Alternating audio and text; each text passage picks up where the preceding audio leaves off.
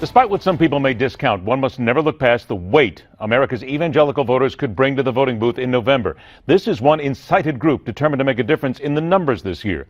In recent weeks, we have seen the evangelical vote come up big on the campaign trail and receiving short shrift as to its impact from the spin cycle media. But not here. Let's get to it in a special edition of Around the Dial. He is the former veteran co-host at the 700 Club and now co-host of the syndicated radio show bearing his name, representing the East Coast in this pairing, Ben Kinchlow. And his radio partner representing the West Coast, deeply into politics, having served as campaign manager for a pair of congressional campaigns, the Patriot part of the show handle, the Patriot and the Preacher, Mark Anthony. Gentlemen, thank you so much for joining us. We certainly appreciate your time. Ben, I'm going to go ahead and begin with you on this one because there's still an awful lot of talk about evangelicals and the campaign right now. In your opinion, who speaks to the evangelical voters and speaks right to their heart and captures them out of all the candidates? Well, one of the things you have to be very careful of is trying to determine beforehand who speaks to the evangelicals. What we need to understand is that evangelicals, for the most part, have the best interests of their country at heart, and they're waiting till they hear and can ascertain what the real position is that's held by the various candidates, and that's what they are waiting to see. And so it would be kind of foolish to say, I predict which evangelicals will vote for. But let's look at that and dig into that a little bit. Jerry Falwell Jr. endorsed Donald Trump. There are people we have on this show who are very unhappy with that because they still see Donald Trump as a pro-choice guy, not a pro-life guy.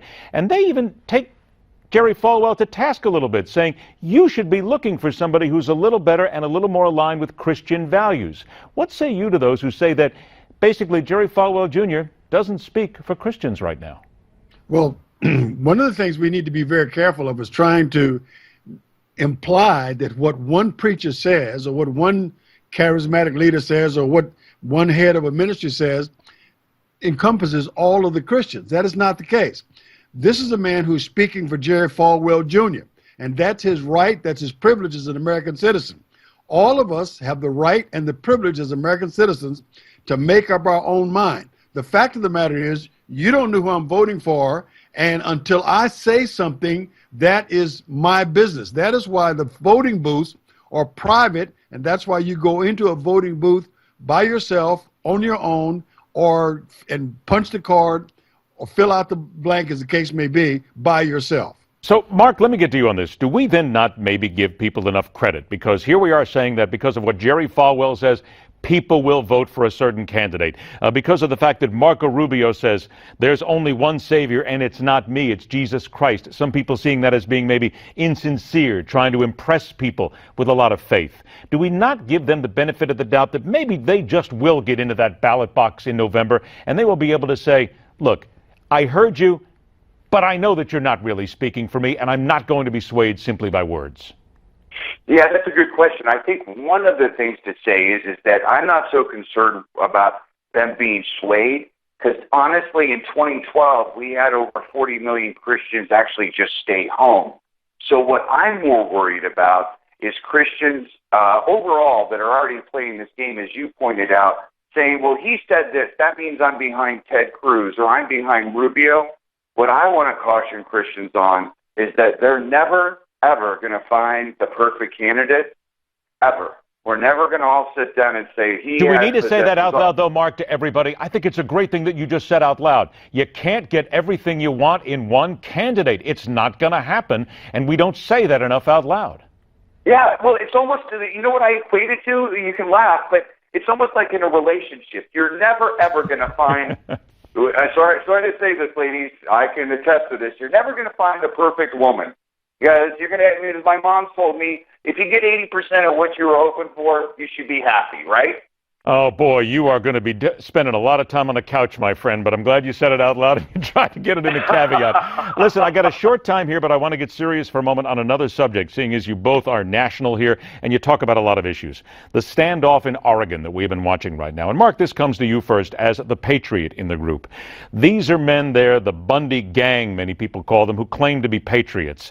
And they claim to be doing the good work there. But are these the right kind of people we want to be looking at as patriots? Because the FBI has now released a video that shows, without a doubt, the individual involved who was killed here He had a loaded weapon in his hand and he almost ran over an FBI agent trying to run a blockade. Are these really the patriots we want to talk about? Yeah, I would say that this group, and obviously they have the relative that everybody knows is their father from in Nevada. I become a little bit concerned when anybody tries to come out and almost create, if you will, a confrontation, and they seem bent on doing that. And so I don't have all the facts in yet. There's video. Some people have seen the video. What I would say is that they certainly, when they claim they're doing God's work and they're being patriots, at times, let's put it this way, the mainstream media loves to put them on the air because they don't speak for me. Let's put it that way. There you go. And 30 seconds left, Ben, I have to get to you. Isn't that what we have to talk about, whether it's religion, whether it's patriots?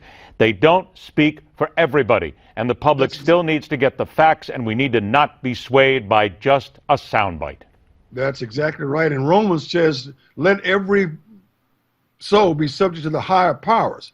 For there's no power but of God, and the powers that be are ordained of God. So therefore, we have to assume that the American system put in place based on Judeo-Christian principles is founded on godly principles, and therefore every one of us has the right to vote or not to vote, or to stand for or not stand for something we agree with or disagree with. Gentlemen, both of you said very well, and I'll tell you what, from the left coast to the right coast and from all these different values here, we are going to have you guys back on the air. Mark Anthony, Ben Kinchlow, don't forget the patriotandpreachershow.com. Make sure you check it out. They will be back here again. Now, let's talk about military veterans for a moment. Not everybody is happy with Donald Trump, but some say whatever he's doing, he's getting money to our cause. Next on The Hardline.